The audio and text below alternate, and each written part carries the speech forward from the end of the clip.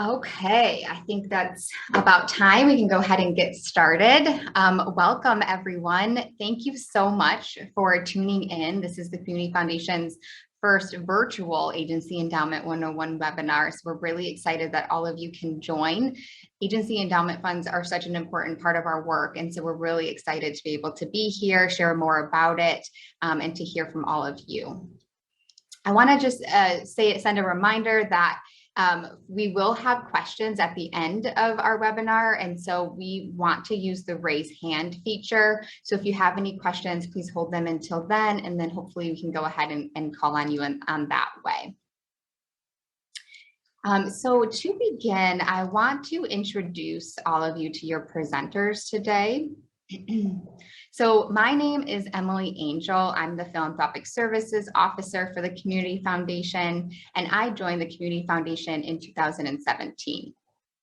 I've done a variety of work in the public and private sector, and then at the Community Foundation, in addition to working with donors, one of my primary roles is to manage our entire agency endowment program. Stephanie Glazier, she joined our Community Foundation in 2020, and she comes to us from a career in the arts, most recently working at the DSO and for a literary press. Stephanie works in our Philanthropic Services Department as well, and she works with our donors, our agency partners, as well as our diversity, equity, and inclusion work at the Community Foundation. Laura Brownfield is our general counsel for the Community Foundation, and she's been practicing law for 27 years in the Detroit area. Prior to joining the Community Foundation 3 years ago, she was practicing law at a leading Michigan-based law firm, working with individuals and families in the area of estate and business planning. In her role as general counsel, she continues to work with individuals, families, and professional advisors to help achieve their charitable intentions through tax-efficient gifts to the Community Foundation. Last but not least, I'm excited to introduce you to Rick DeVore. He is our new president of the Community Foundation. He started just a little over a month ago on April 1st of this year, and he is previously the executive vice president and regional president of the PNC Bank in Detroit and Southeast Michigan. He was with PNC Bank for more than 30 years, and Rick has spent many years volunteering in the community, and for the past 12 years has led the PNC's foundation. If you are familiar with Rick, you may be aware that he has served on many boards of several nonprofit organizations, including Oakland University, the DSO, and Hope Starts Here. And he's currently on the board of the Priority Health and Detroit Riverfront Conservancy. I mentioned some of these boards to you because I just want to acknowledge that he has firsthand experience and knowledge about the importance of endowment for organizations. So I'm excited for all of you to hear from him personally. Rick. Thank you, Emily, and welcome everybody to be here. This is a great opportunity for us to showcase really the backbone, the important part of our work. So I'm excited to join you in this conversation. I think you'll be very impressed with our presenters. Really part of the reason we exist, quite frankly, is to make sure that we can help our partners grow their endowments. We want to build our unrestricted endowment so we can meet the needs as they come up, especially in emergency. And I think we saw that for sure in COVID-19, where the Community Foundation was able to do several COVID-19 related response funds as it hit all parts of not-for-profit, whether it was in the arts, it was our schools, home care, all kinds of emergencies that we never fathomed before. But it's really a bit more than just being ready for the unexpected. It also is really beneficial for long-term planning. Emily mentioned I was on the board for a number of years, the DSO, and we have a very strict conflict policy at the Community Foundation. So as my wife said, I've kind of deboarded myself from a number of different boards. But with that said, if you look at the model of the DSO, ticket sales alone cannot meet their needs. So really what you have to have is an endowment to supplement, if you will, in their case, ticket sales. And that's true for a lot of the arts programs that people are trying to stand up in this community and many others. But we want to be a trusted resource to you. We have a robust agency endowment program with over 230 agency endowment partners. And really, we've really made it a priority to help not-for-profits build their, what I would say, their most important resource, which is their endowment. And if that can help you really do your work, that is really what we're all about. So we're excited for this presentation today. Wish we could see you in person, but with that said, I'm sure this is going to be a very spirited conversation. So Emily, I'm going to turn this back over to you. Thank you so much, Rick. We're really excited for you to be here at the Community Foundation. So I am going to get started with and turn this over actually to Stephanie Glazier. She's going to begin this webinar just by sharing more about the Community Foundation and just giving us a high-level overview of what Endowment is. Stephanie? Thanks, Emily. Since 1984, the Community Foundation has striven to enhance the quality of life for those in our region by building endowment, making grants, and providing expertise to donors and advisors in charitable planning. We serve a 7-county region in Southeast Michigan with more than $1.3 billion in assets, of which $900 million is invested in our endowment pool. Last year, we took in more than $230 million in grants and in gifts and made more than $100 million in grants. Before Emily delves into the workings of agency endowments, we'll start by defining endowment as a long-term fund designated and invested to support an organization or area of interest in perpetuity. For our agency fund partners, endowment diversifies revenue sources, stabilizing the effects of fluctuating markets. A portion of each fund is made available annually in accordance with the Community Foundation's prudent spending policy. Assets retained in the fund ensure the endowment's growth over time. Our investment committee is responsible for the oversight of all investments, including determining asset allocation, selecting and monitoring investment managers, and reviewing performance. This committee has a profound depth of experience with more than 20 investment managers led by Ken Whipple, former CEO and chairman of Consumers Energy. Annually, our goal is to see a 6 to 8% return. And last year, as you can see, we had 11.9 return. It was a good year. Again, our strategy seeks to keep pace with inflation and manage changes in the market. I'll turn back to Emily now, who will detail our agency endowment program. Emily? Thank you, Stephanie. So for the next 15 minutes, I want to walk through high level our agency endowment program. So we're going to talk through how to establish your agency endowment fund, what it looks like to have your fund managed and administered at the Community Foundation, your annual distribution, tools that we offer you as an agency partner to help market your endowment fund. And then we're going to take a few minutes to walk through some agency endowment examples that we have at the Community Foundation.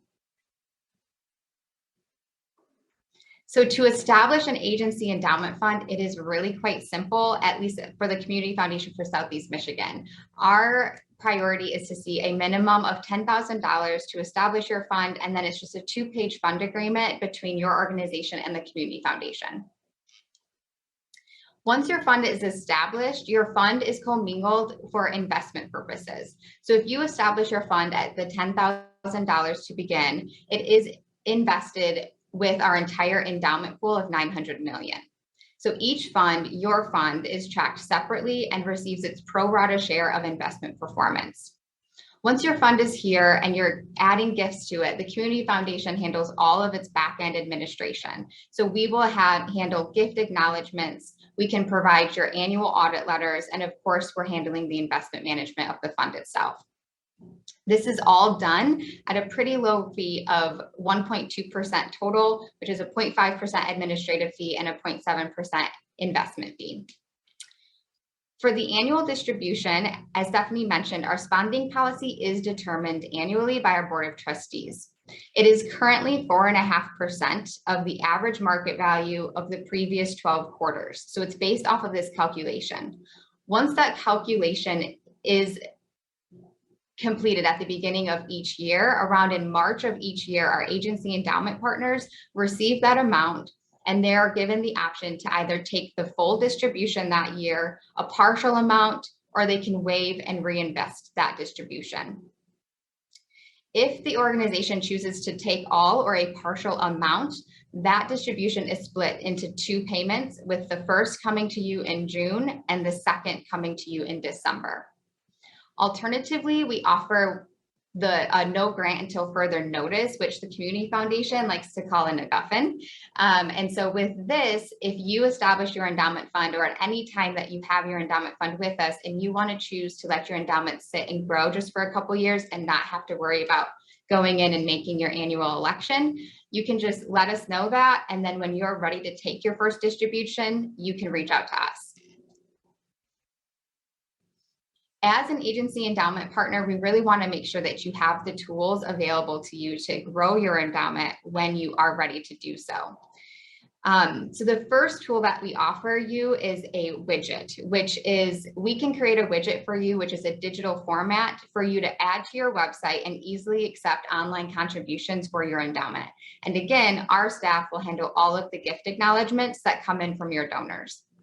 We also offer custom camera-ready ads, and as shown on the screen as an example there, we can create these ads for you that are customizable to your organization. So they have the look and feel of your organization, and then you can distribute them to your donors as a creative way to talk about endowment.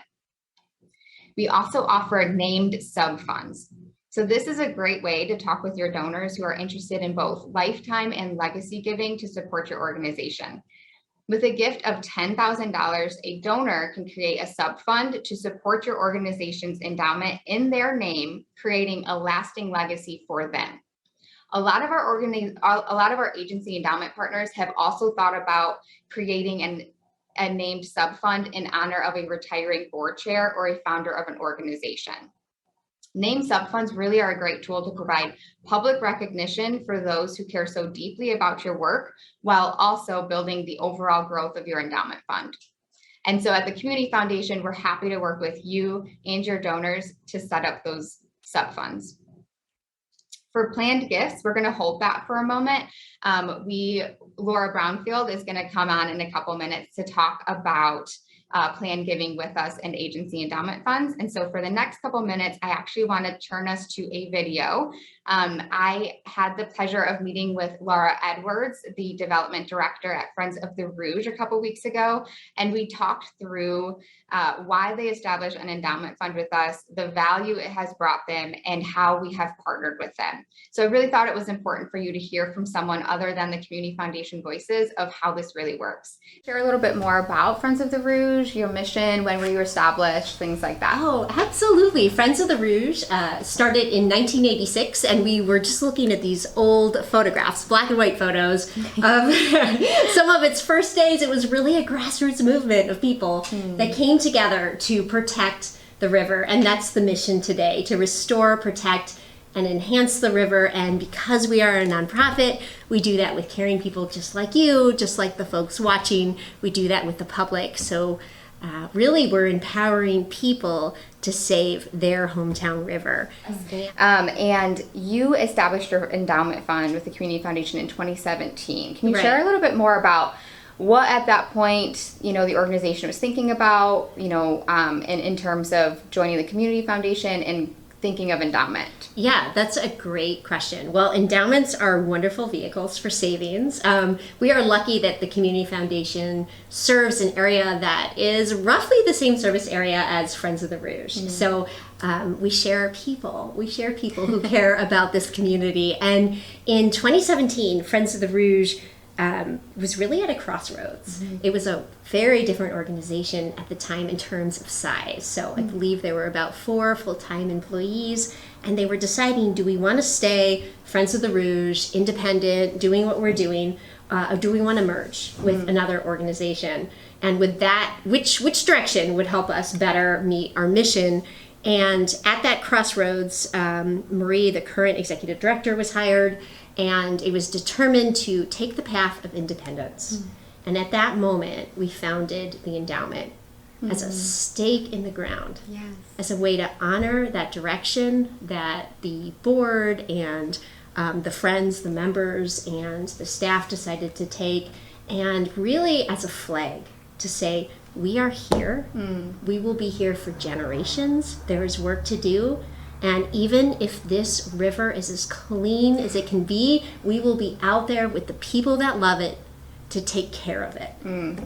So it was at a turning point for this organization, and what better way to signal your longevity than to start an endowment. The thing about an endowment is it is truly the gift that keeps on giving.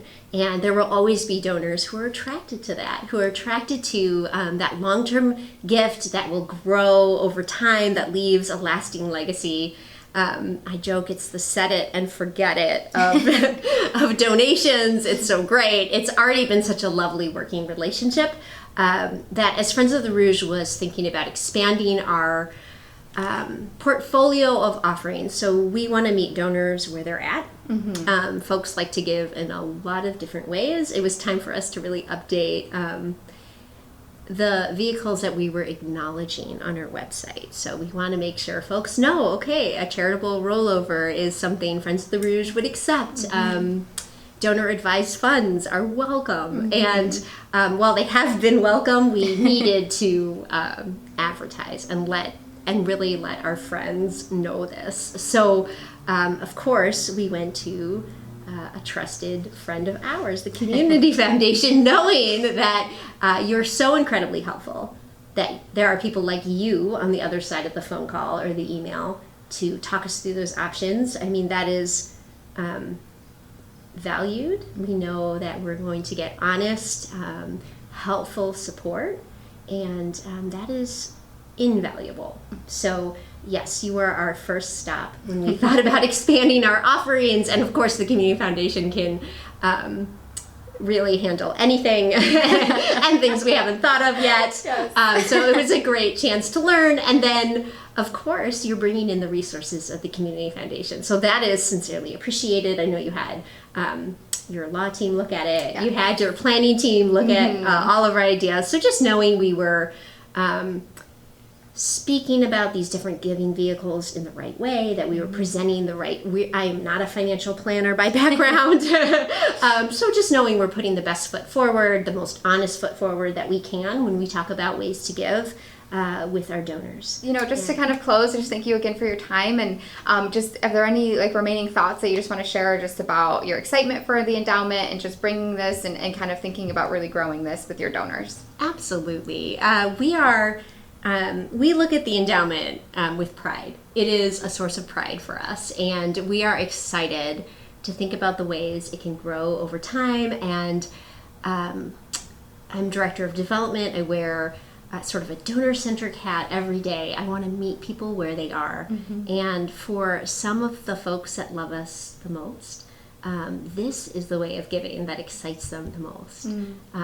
So we want to be there where our donors want us to be, for the ways that they want to give, and this endowment is one of those ways. And more than just being one of those ways, it really is a mark of longevity, a source of pride for us, and it is truly the gift that keeps on giving. The more we grow the foundation, I think that will parallel the growth of our organization. So it was really so great going out to Friends of the Rouge a couple of weeks ago and filming with her, and just even learning more about their story and their goals and ambitions. I know for me, there's a couple points that just really stood out that I would love to highlight with all of you. Their story of how to coming to establish an endowment fund. They recognized that their work wanted to be around for generations, and they saw an endowment fund as a signal of longevity to their community, to their donors, to their partners.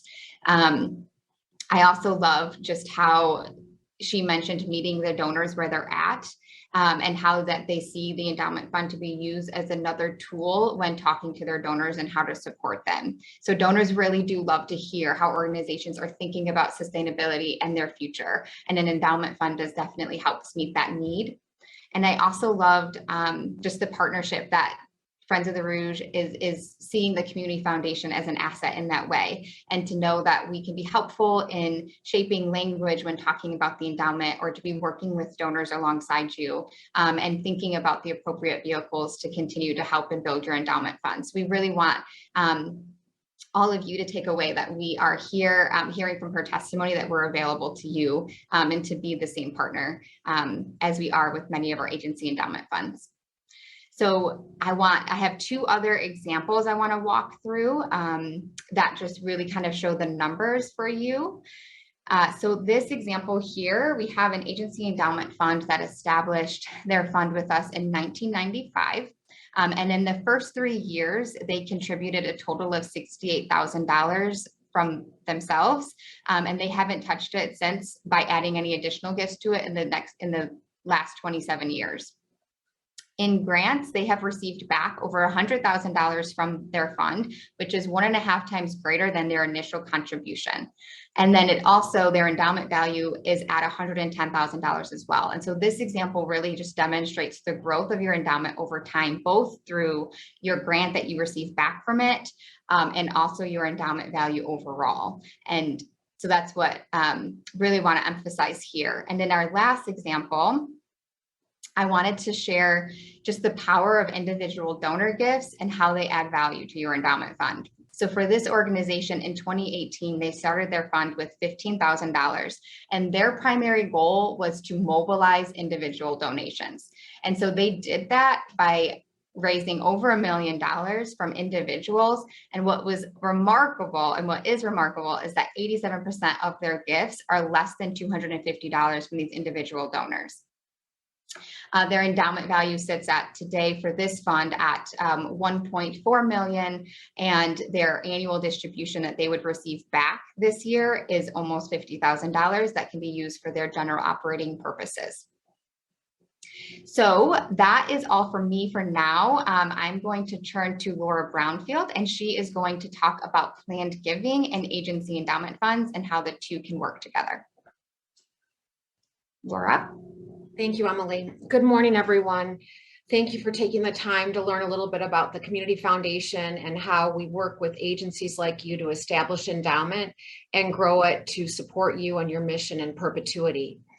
In my role, as Emily has alluded to, I work with Emily and Stephanie, who you met this morning, as well as Randy Ross, our Vice President of Philanthropic Services, to work with our agency partners like you, your development staff, as well as your donors and their professional advisors to accomplish planned gifts to support your endowment fund at the Community Foundation. Endowment and planned gifts, while separate concepts, really do work together to help you establish and grow the permanence of your endowment funds at the Community Foundation. Planned giving is a process of in the context of financial and estate planning for your donors. Your donors prepare and design charitable gifts, whether during their lifetime or whether those gifts are made on their passing through a testamentary transfer, to maximize benefits both for the donor as well as your organization. Your donor, with your assistance, can choose the most appropriate vehicle, and we're here as a partner with you to identify that vehicle for a purpose important to them. And again, we underscore the importance of endowment, equally as important as giving general operating support or making an annual gift, in a time frame that's advantageous for your donor, depending on whether he or she has a liquidity event in a year where a charitable income tax deduction may make sense, or whether the gift is more appropriate on passing, and also a time frame that's more advantageous for you as well as your donor's heirs. So it's up to you as development staff and us at the Community Foundation to get to know our donors and their advisors. It's important for you to collect information like, what are your donors' interests with respect to your organization? Do they give to general operating support? Do they want to support a particular program in perpetuity? Do they want to help you sustain your mission through an endowment fund? And then you need to get to know about your donors' life plan. In other words, are they retiring soon? Do they own a closely held business that may provide an asset that could be an appropriate asset to fund a vehicle to support your endowment fund? And we'll talk about that in a few minutes. Do they have income needs? Do they want a flow and annuity for a period of time from an asset that they may be willing to give to you in the future, a remainder kind of interest, but do they want to receive income immediately or in retirement?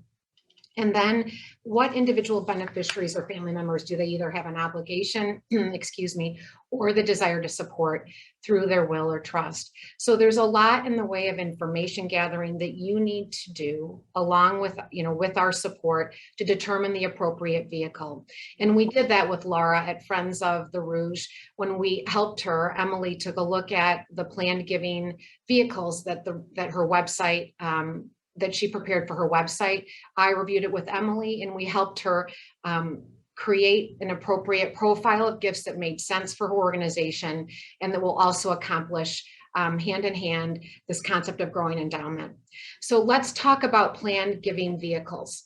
Many donors want to make larger endowment gifts through planned giving vehicles. They could be deferred. It could be a gift that you receive in the future on the death of your donor, or it could be a lifetime gift now to support endowment. Endowment gifts are sometimes the donor's last and largest gift they make to your organization, and I'll describe an example in a couple of minutes. Your donors can receive great satisfaction when they're drafting an estate plan and they're defining their legacy to know that they're creating something permanent that will sustain you as well as individual family members in the future and for generations to come.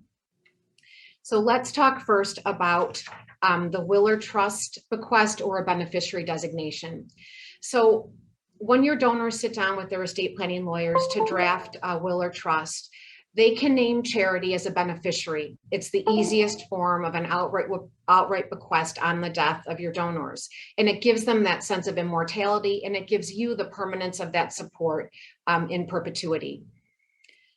As I mentioned earlier, endowment gifts can be the largest your donor will give. We had a donor who established an endowment fund in his name during his lifetime at the Community Foundation, supporting 3 designated nonprofit agencies like yours. On his death, he created a trust that benefited his spouse during her lifetime. On spouse's death, the trust assets remaining in the marital trust to support that spouse after paying taxes and expenses of administration were transferred to that endowment fund that the donor created during his lifetime. And it was a significant gift. Almost $7 million in assets passed from that marital trust to his endowment fund that is forever endowed to support those 3 agencies in perpetuity. That's an example of thoughtful planning by the advisor, perhaps those 3 agencies with whom I assume he was in contact with during his lifetime. But again, an opportunity for you to talk about endowment and a permanent legacy through an estate plan with your donor.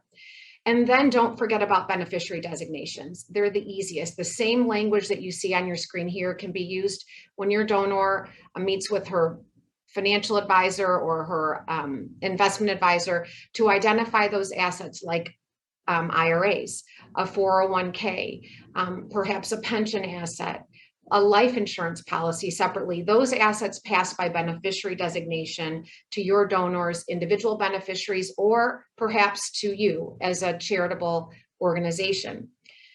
Unlike individuals, estates are allowed an unlimited charitable deduction for any income producing asset. So on death, an IRA that has within it that income that the IRS eventually wants to tax at some point can be passed first estate tax-free, and second to you, a charity as a beneficiary, completely tax-free because we are tax-exempt organizations. So think about discussing a beneficiary designation on those assets with your donors. I want to talk next about a qualified charitable distribution. I've mentioned just generally the concept of a lifetime charitable income tax deduction for a donor that makes a gift to you. And that particular donor, in order to enjoy the benefit of a charitable income tax deduction, has to itemize his or her deductions. A qualified charitable distribution is a technique, I'm sure many of you are familiar with it, that allows your donors, whether they itemize or take the standard deduction, the latter of which most of us take given the Tax Cuts and Jobs Act, several years ago, because that increased the standard deduction significantly. So many of us do not itemize any longer. And you can only take a charitable income tax deduction if you itemize. So the QCD, the qualified charitable distribution, which Laura at Friends of the River Rouge referred to as the IRA charitable rollover, is a technique that all of your donors can utilize to the extent they do not need income from the IRA assets that they own. So just to highlight a couple of the key requirements for the QCD and remind you too of what an RMD is. So an RMD under the Internal Revenue Code and regulations governing IRAs is the required minimum distribution that your donor must take when they reach the required beginning date. Before the Secure Act that we've heard about over the past couple of years in 2019, that date used to be 70 and a half years of age. Now the date at which donors must take the required minimum distribution, RMD, is 72 under the Secure Act. And just to call your attention to the Secure Act 2.0, which was passed by the House this year and is currently in the Senate, not yet law, so it could change. But in the House version of the bill, as well as the Senate, the required beginning date of 72 for an RMD may even be increased higher to age 75 over time. So watch that, stay tuned for any changes in the Secure Act that's already been passed. But for now, if you reach the age of 72, you must begin taking your RMD. So for those donors who do not need that income, they can use that RMD to support you. Again, whether they itemize or they take the standard deduction, they can direct the custodian of their IRA to make their distribution directly to your endowment fund at the community foundation. Right now, the law provides that they can only authorize up to $100,000 of that RMD. For a married couple, it would be up to $200,000 to support your charity through a QCD. That ceiling may change. It may be under the Secure Act 2.0 again, which hasn't passed the Senate yet or been signed by the president. But right now it could change up to $130,000 under the House version of that bill. So this is a really a generous way your donors can give to you, can give to more than your endowment fund. It could give to other qualified charities. And I want to note too, under the law and regulations governing the QCD, it only applies to transfers to qualified charities. And your endowment fund at the community foundation so qualifies. A donor advised fund, for example, is excluded under the law right now, but endowment qualifies.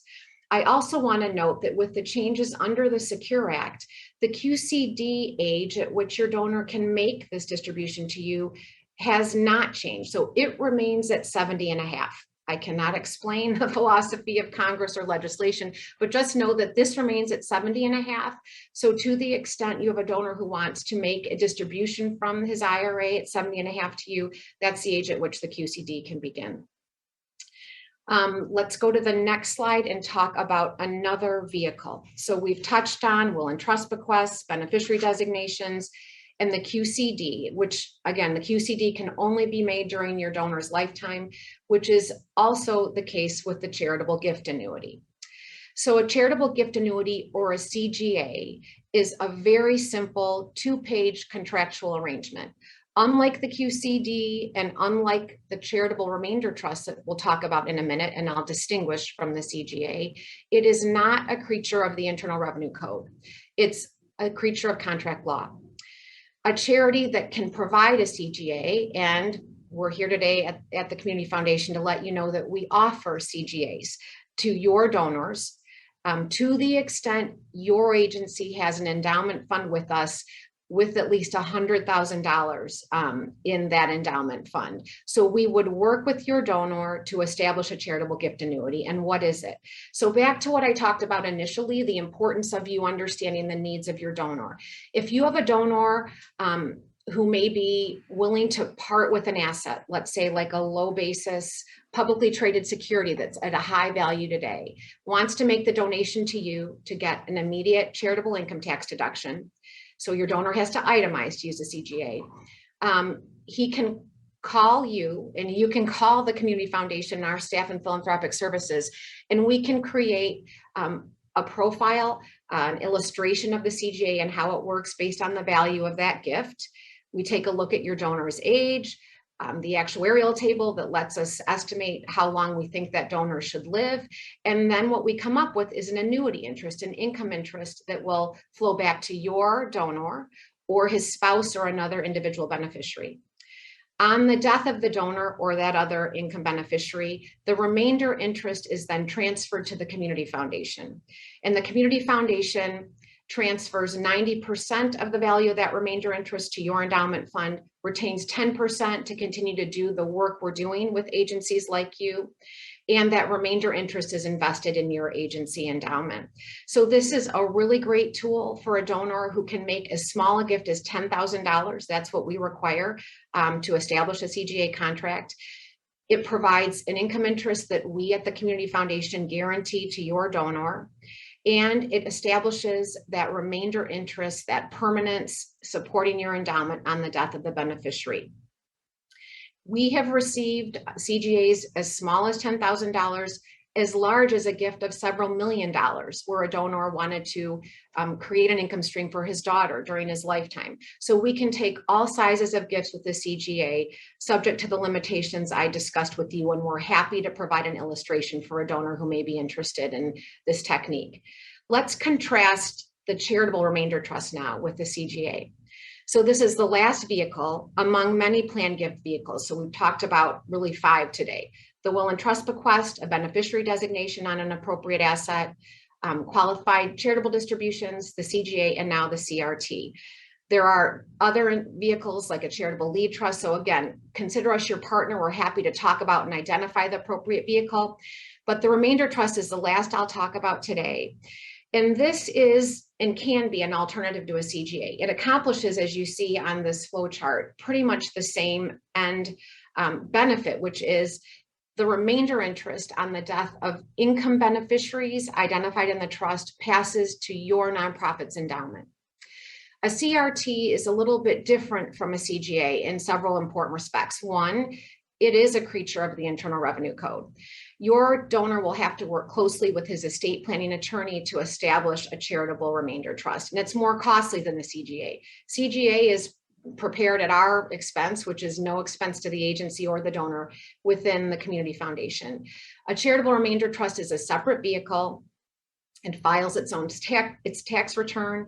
It requires thoughtful planning. Your donor will determine what income beneficiaries, maybe it's the donor, his spouse, it could be family members, nieces or nephews, children. And a CRT allows your donor to provide support to more than 1 or 2 beneficiaries, which is a limitation with the CGA. A CRT has also been a vehicle a lot of our donors have used with changes under the Secure Act to IRA assets. You may be aware that IRAs now, if they are paid out to an individual beneficiary who is a non-spouse, and there are a couple of other exceptions, that individual beneficiary must take the income within 10 years. Because of the limitations on IRAs under the Secure Act, many advisors are now using charitable remainder trusts to benefit your agency on death through that endowment. That's the remainder interest.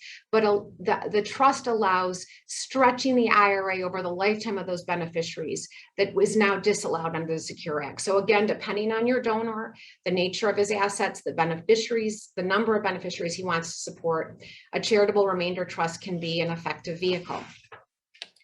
Also, the term of the charitable remainder trust is a bit different than the CGA. So a CGA terminates at the death of the income beneficiary. A charitable remainder trust can terminate sooner. We had a donor establish a CRT with an endowment fund being the ultimate beneficiary for a term. And the donor is alive. He was in his late 50s when he established the trust, but he knew he wanted to fund endowment during his lifetime. This trust vehicle made sense from an income tax perspective. He had a liquidity event that made sense for him to get a significant income tax deduction. So he created that CRT to provide support over a term to individual beneficiaries, with the remainder going to charity. So in conclusion of the vehicles I discussed, again, a lot to talk about: the type of vehicle, the type of asset your client's willing to part with, what your clients, or what your donors, I should say, I apologize, what your donors' needs are, income needs, whether retirement's on the horizon, whether your donor wants to establish a permanent legacy in his name or his family's name. We at the Community Foundation, we are your partner to help you determine, you and your development staff, what the appropriate vehicle is, and to accomplish a good gift, which in my mind is one that is tax efficient for your donor. It makes financial sense for you, your organization, and your donor, and it aligns your donor's charitable dollars with the causes that are important to him, your organization. So thank you for your time, Emily. I'm going to turn it back to you. Thank you. Thank you so much, Laura.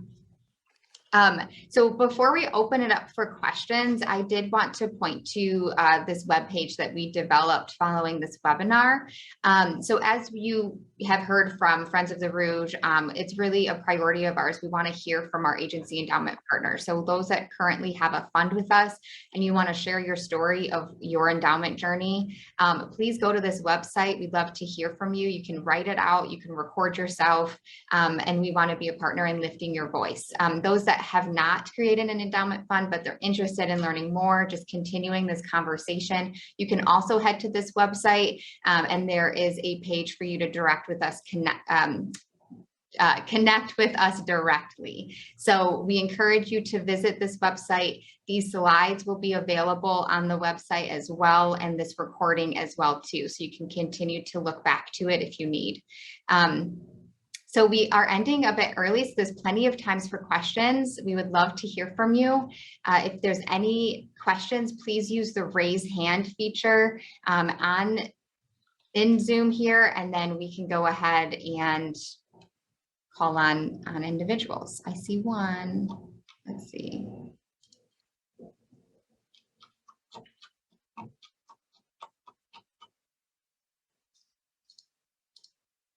Okay.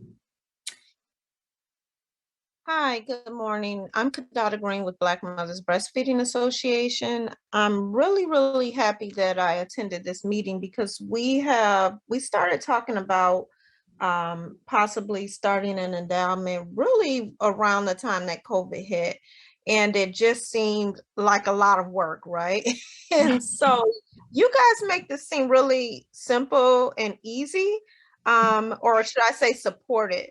My question is, how long would you say that it actually takes for the startup process to kind of say, hey, let me meet with the foundation, and then from there build your plan to actually getting the fund set up? What would about how much time does it take small organizations like ours to usually do that? Yeah, no, that's a great question. So on our end, we can be ready to go and turn it around for you very quickly. So as a small organization, we have many organizations that are smaller. Some are all volunteer organizations. And so it is something that we are happy to help come alongside you. We're happy to talk about conversations about maybe taking some time to get to that minimum of $10,000 over a 1 to 2 year period. So those are conversations we're happy to engage with you with. So please reach out. I will keep your contact here too. But yeah, absolutely. It's something that we know that for smaller organizations, we know that endowment is important. And so we want to be helpful in however we can in getting you to build up to that minimum of $10,000. As you're building up to that $10,000 minimum, I'm so sorry, I lost my train of thought. As you're building up to that $10,000 minimum, we can just work. Yeah, we can just work with you and your donors and putting the widget together, and and giving you these marketing materials to reach out to your donor pool. Okay, thank you so much. Of course. Let's see. Nicole Wilson.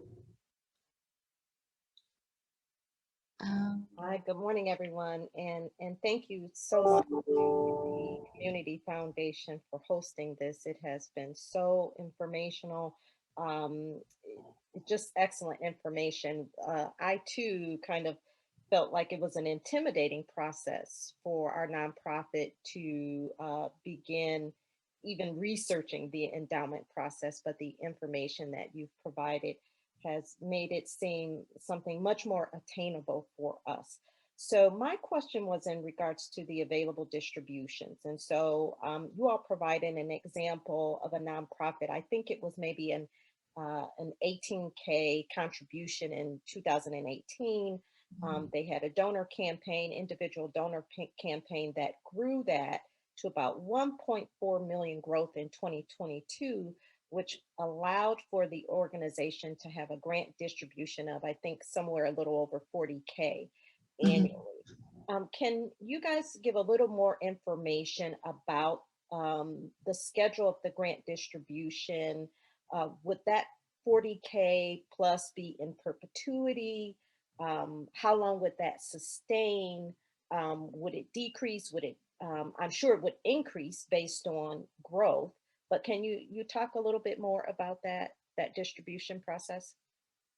Yes, absolutely. So as your fund is invested, of course, it will receive its pro rata share of our investment performance year after year. So the distribution calculation to determine everyone's distribution is 4.5% over the of the average market value of the last 12 quarters. So the reason why we do that is to be mindful of ebbs and flows in the market. And so that provides a consistent distribution for your organization. So you will see it grow over time as contributions are added to it. But because that our current distribution calculation has the 12-quarter average, that really allows for you to see a similar grant amount every year, regardless on the last year's direct performance, right? So that's really why we want to see that, because we want to make sure that you guys are getting and can depend on this annual distribution for your organization. Does that answer your question? It does. Thank you, Emily. No problem. Let's see. Karen at a beautiful me. Hi, thank you. My question is, we started an endowment in 2020, and how advantageous would it be to have an endowment? And we are with the St. Clair County Community Foundation. And how advantageous, if we do work more than in just the one county, to have an additional endowment with, for example, Southeast Michigan, since we do work in Southeast Michigan? I believe that St. Clair County Community Foundation offers a lot of the same benefits that the Community Foundation for Southeast Michigan does. So, you know, we have a reach that's similar with the Community Foundation, and so we uplift all the community foundations and the work that they're doing. So having more than, you know, one endowment fund, I see that being able to grow your endowment, because then that increases your annual distribution, right?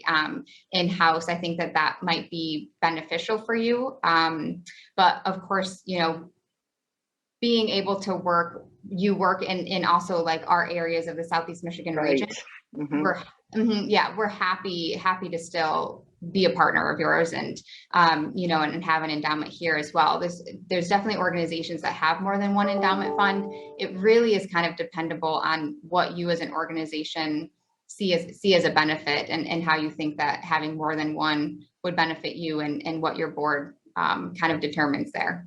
But I mean, we would not be opposed to it. We're happy to do it. We're close partners with our community foundations all across our region. So we're absolutely happy to have that conversation. Okay. Yes, it is wonderful with our current one, but I just, you know, we have a lot of donors within Southeast Michigan, and sometimes there are a personal perception of boundaries, of geographic boundaries. And so our Oakland County donors, I just kind of wonder if it would be advantageous to have a secondary one within Southeast Michigan. So, but there are others, you just said there are other nonprofits that have multiple endowments for specific reasons. Okay, thank you very much. Yeah, of course, no problem. Emily, may I jump in a minute? Sure. That was Karen, right, Karen? Yes. So we obviously encourage philanthropy throughout our region and beyond, throughout the state of Michigan. And work with community foundations. We've worked with donors who may reside in Grand Traverse County, and we'll work with them to make the dollars work where it makes sense to them.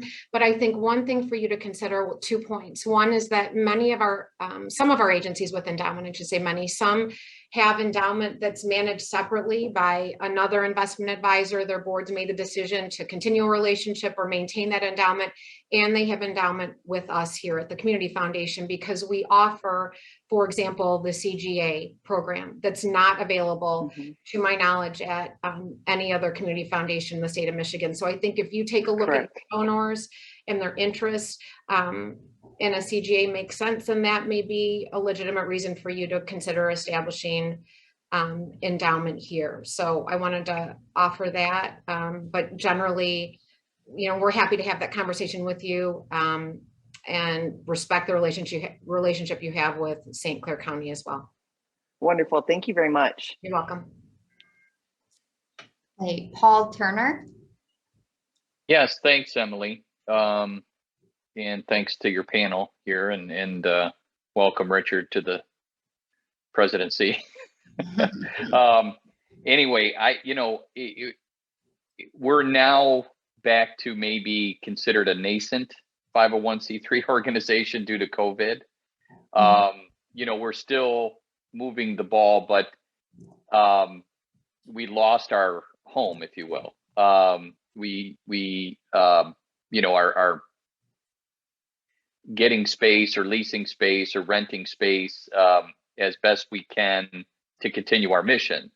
Like all the folks that are probably part of this meeting, our ambition is that our mission should certainly outlive us,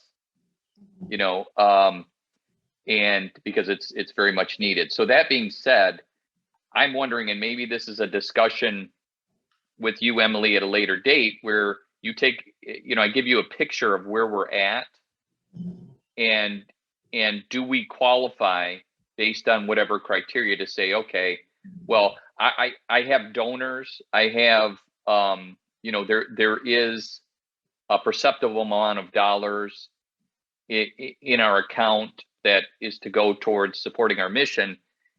Do you take a look at us and say, well, you know what, it makes sense that some of that money, board approved, would start the endowment with, the Community Foundation. So I can't answer that, but I thought, and again, without wasting everybody's time, I'd love you to take a look at us and say, you know what, it would be smart to maybe take 10,000 and start that endowment fund with us. Yeah, Paul, that's a great conversation. I think it's wonderful you're thinking about that in this way. We are happy to take a look at that. I think you bring up a great point. As we know, at the Community Foundation, our endowment funds are permanent. And so we definitely want to have these conversations that are being open and honest about where you're at, what you see your future to be, and how we can be helpful in that. Because we would never want you guys to start an endowment fund and have concerns later and feeling like you need all of those funds back at some point. So we want to be able to support you. So yeah, we'd be happy to have that conversation and hear more about what your kind of goals are, what your board's looking to do with your organization, and what might be feasible at this time. Okay, excellent. So maybe I can reach back out or have have a conversation with you at a later time? Absolutely. Sure. Okay. Well, listen, thank you so much for that. Thank you.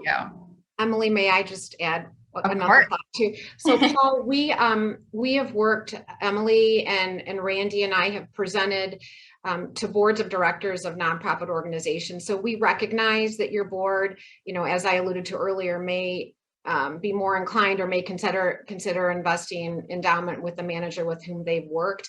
And we will present to you. We'll share, as Stephanie did with you, maybe in more detail, our investment performance, our, almost 36 years of being in the business of overseeing investments. Our boards vested with the fiduciary obligation to invest and oversee our assets. And with $900 million invested in over 20, I think about 24 separate investment managers. You can take a look at our performance, our board of trustees, the investment committee who oversees it, and you'll get an idea and be able to, apples to apples, compare what maybe your financial advisor is doing with endowment if your organization already has it, or in considering alternatives.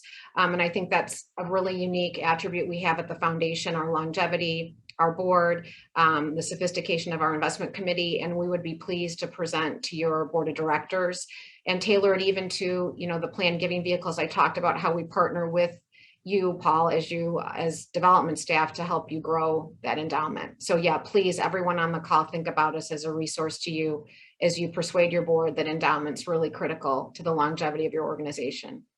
Okay, great, Laura. Thank you.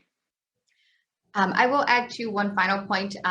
Something ever happened to an organization, if you merge or you had to dissolve your organization, when an endowment is set up, it is set up to support the mission of what your organization is doing. So if you merge or something changes, then that endowment would follow what the mission is doing. So it would find the next best organization that is doing the similar work, and so it still carries out your mission today.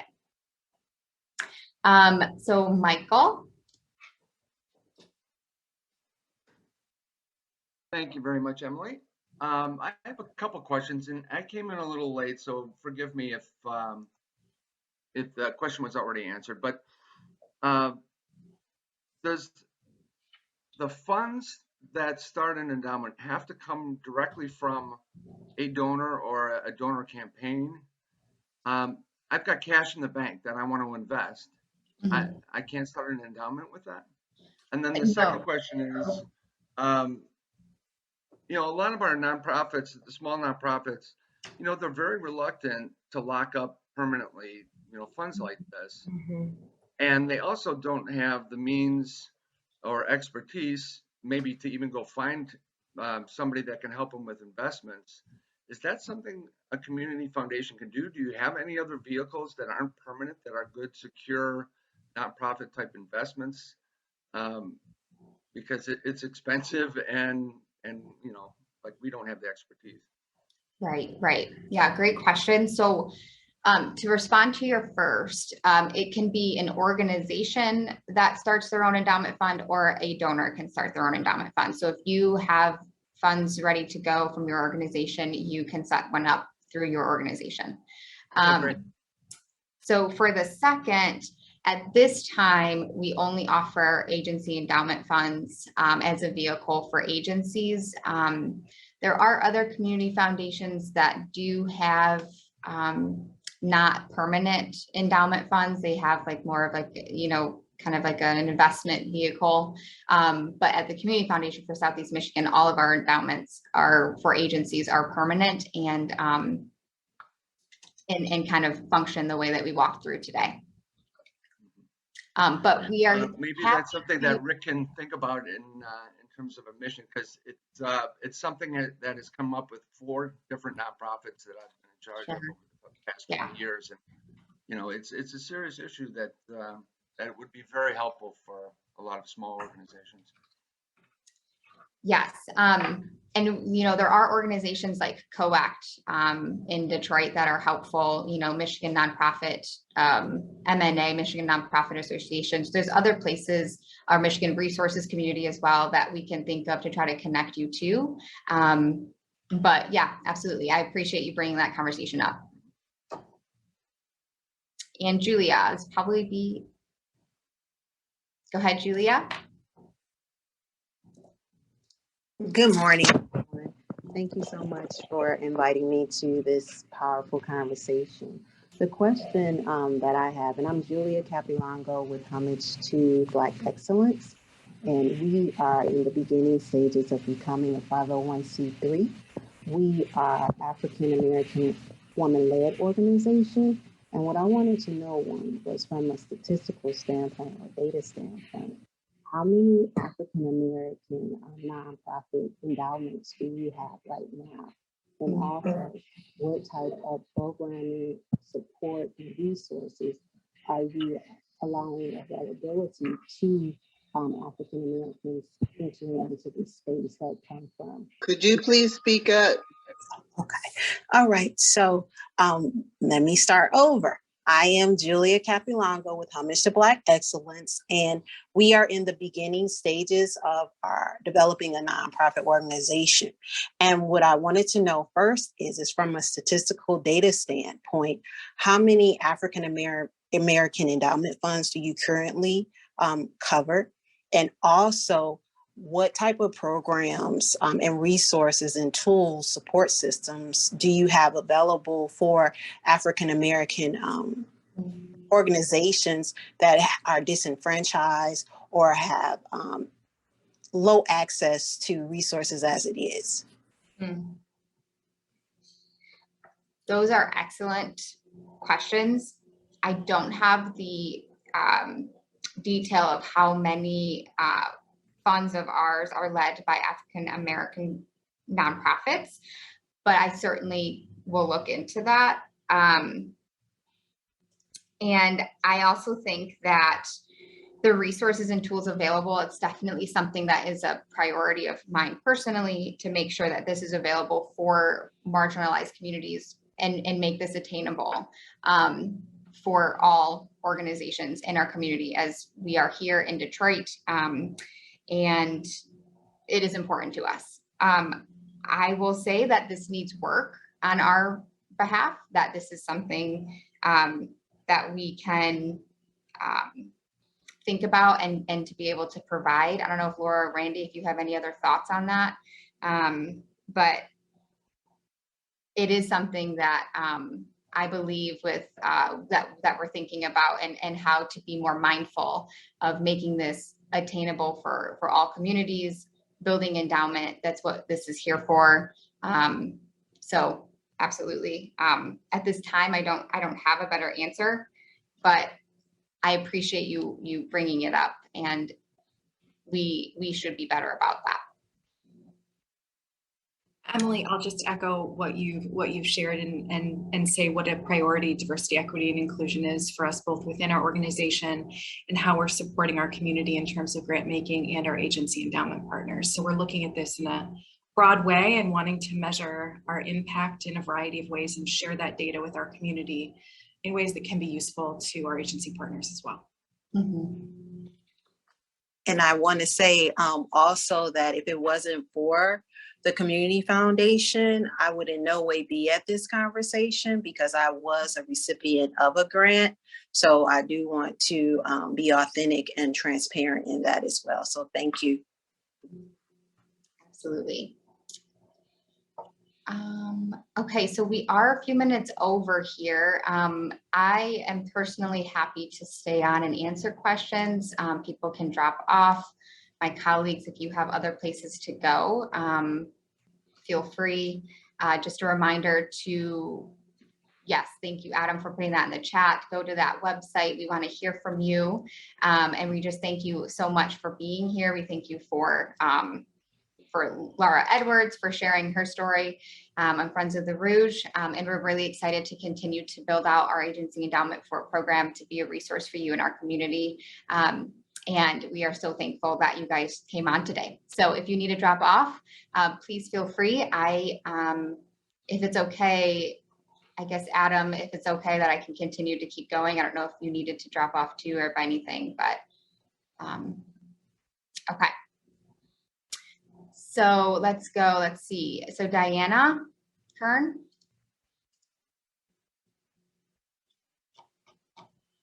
Just getting myself unmuted as people are dropping, just moving around. Yeah. Just a quick question. Can a nonprofit who has established an endowment fund at one community foundation transfer the endowment to another community foundation? If you were with the Community Foundation for Southeast Michigan, the answer would be no. So I guess it depends on the community foundation that you are at. For us, once your endowment is set up, it is permanent with us. Okay, thank you. Yeah. Yeah, Diana, I saw your question in the chat, and I think two additional thoughts. So I'm glad Emily shared our policy. That nonprofit would have to voluntarily agree to terminate and transfer the assets. So I think that's one component. From 501c3 to another 501c3, that transfer should be able to be accomplished. but it's again, what that organization is willing to do and to what your fund agreement provides. Yeah, I thought as much. So I'll check into our fund agreement situation. Thank you, guys. You're welcome. It doesn't preclude you from establishing a second, but I know it may not be efficient for you. But yeah, please keep us in mind. We're happy to be a resource, and I can talk through it with you in greater length separately. Thank you. You're welcome.